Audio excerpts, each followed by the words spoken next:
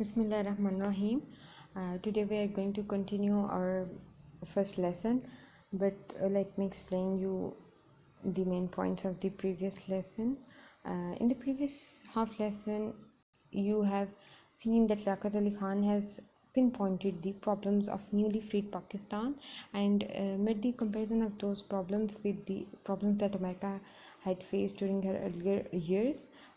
He has also sketched the picture of differences between Muslims and Hindus, and there was a great difference between Muslims and Hindu, and one of them was that Muslims were monotheist and Hindus were polytheist, and these differences has put the Muslims in a position that they demanded a separate homeland, and their demand for a separate homeland, you can see that was right and just, and this partition has paved a way for better social and cultural and religious atmosphere in both the countries, and there was a great upheaval in the Asia, and only this partition could uproot the upheaval and unrest of Asia.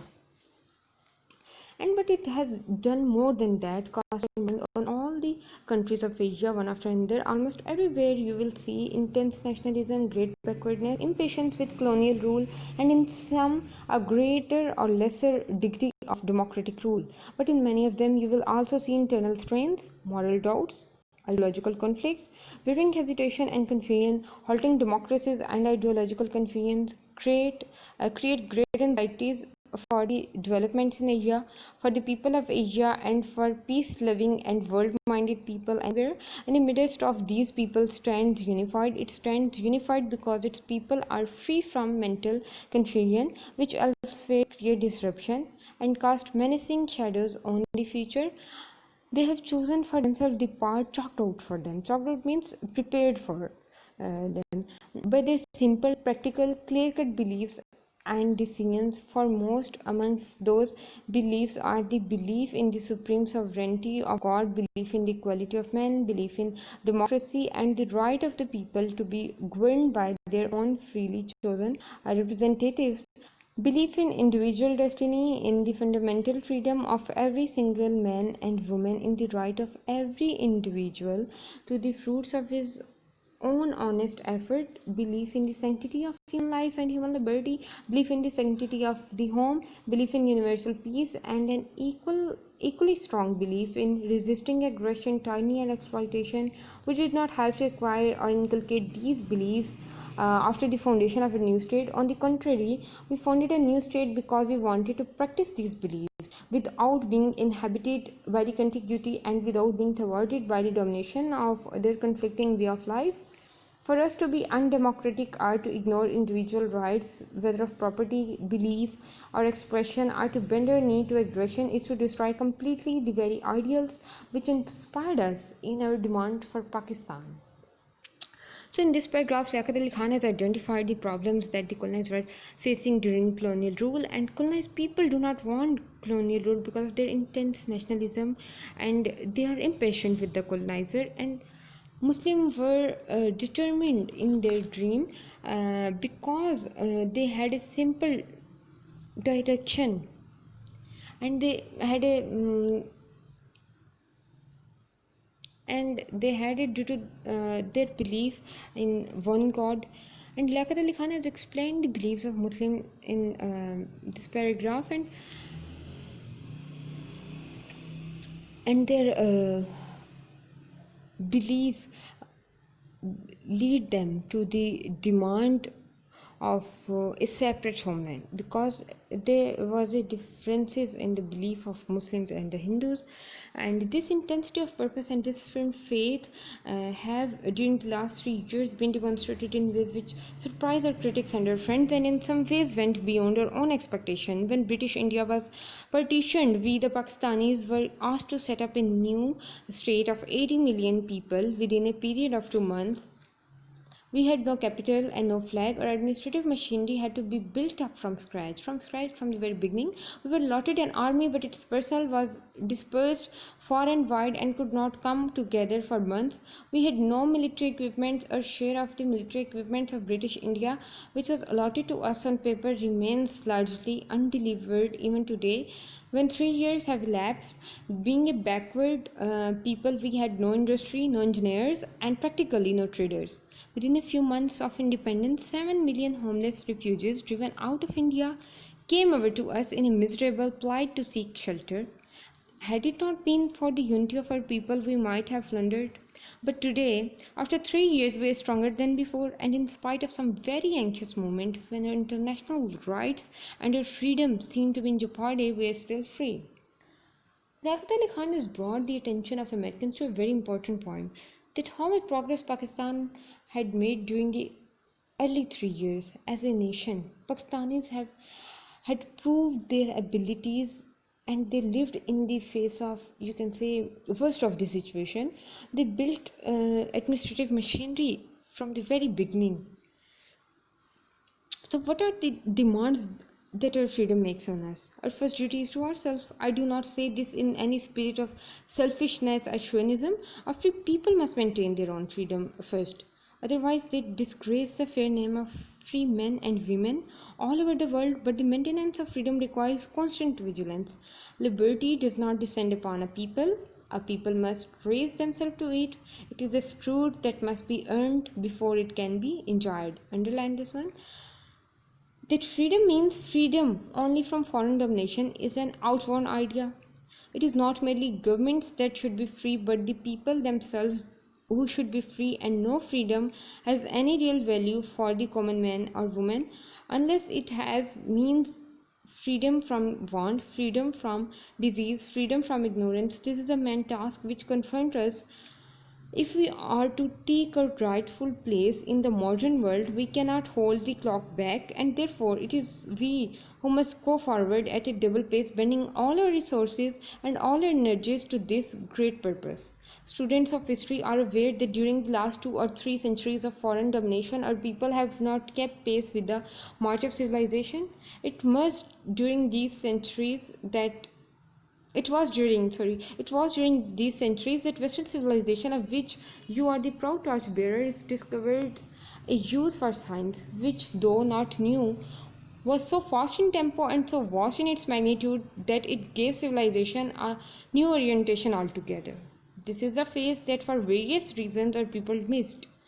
The result is that today we find multitudes emerging as large, free nations in Asia with their material and mental resources utterly undeveloped, and with their standards of living so low that the world conscious should not be content to leave them stagnant. Our ancient steadfast faith, which is such a source of strength to us on the ideological front in these modern uneasy times, must be wedded to the pioneering virility of modern technology. This is the synthesis we must achieve quickly, not merely for the sake of progress, but for the sake of world peace itself. So, whenever you have seen that it came to science and technology, Muslims were backward because of their long slavery.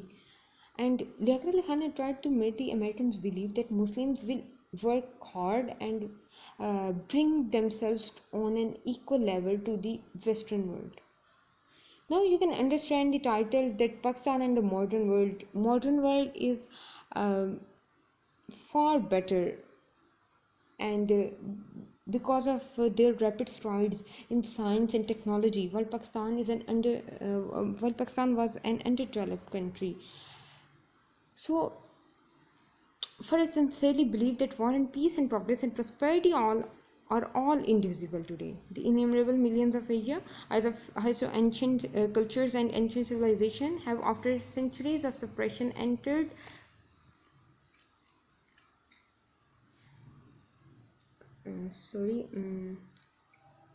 The innumerable millions of Asia to ancient cultures and ancient civilization have, after centuries of suppression, entered upon a new and dynamic phase of nationalism. Most of them were accustomed to looking at the West from the position of subject peoples and could see little beyond the less attractive side of what to them was Western civilization. They newly won freedom has, however, corrected their vision, and they are better able to see both the Western world and their own surroundings in their true perspective. While on the one hand, they are filled with admiration at the sight of the progress and the advancement of civilization in such great countries as the United States of America, they are more impatient than ever, than even before with their own misery and backwardness, and are keenly searching the horizons for the signs of bright day. They are acutely aware of the great contrast between their own standards of living and the standards of living in the Western world. This disequilibrium is in many ways most disquieting and has in it the seed of unpredictable upheavals. For the sake of world peace, for the sake of world civilization, Asia must be made stable, but it cannot be made stable unless discontent is removed and the germs of disruption are killed by better and cleaner living, which means no more and no less than enabling the people of Asia to enjoy the fullest advantages of freedom and democracy. In this situation, we consider the role of Pakistan to be that of a stabilizing factor in a backward and discontented part of the world. We hope to be able to play this role successfully by a strong faith in God, in democracy, and in our own unity, by the resources of our lands and waters, and by our will to work. On these points, Pakistan stands firm. So Liaquat Ali Khan has explained in a very eloquent manner the difference between newly freed Pakistan and the developed Western countries. Pakistan must be made stable by the eradication of ignorance, disease, and hunger that could only be possible with the help of the Western world. So what, however, is the role of the Western world in this situation? It is to demonstrate that true democracy is international in its very conception and does not shirk its responsibility for the maintenance of world peace, that it discharges this responsibility by defying not only this or that particular aggressor, but aggression everywhere, and that it has a constructive and not merely a defiant outlook.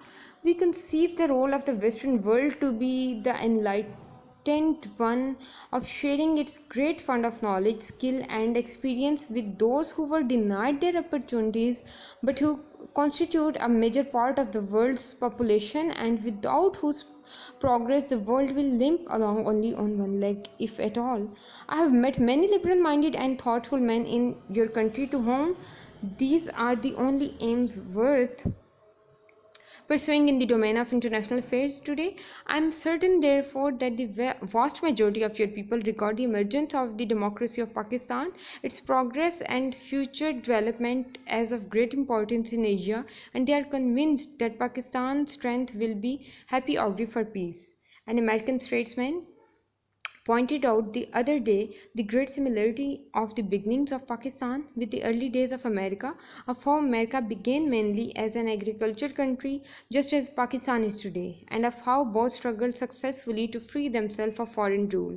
As your belief in individual enterprise and in civil liberties has led you to great heights, both as a productive and as a democratic country, so we hope that our country too, by following the same path and by believing in moral values, will shorten the period between its emergence as a peaceful, stable democracy and its emergence as a prosperous state, in order that our cooperation with the peace-loving nations of the world, which we are most desirous to promote, should have weight and substance, and we should be enabled by preserving our liberty and by uplifting our masses to make our full contribution to the security and happiness of mankind.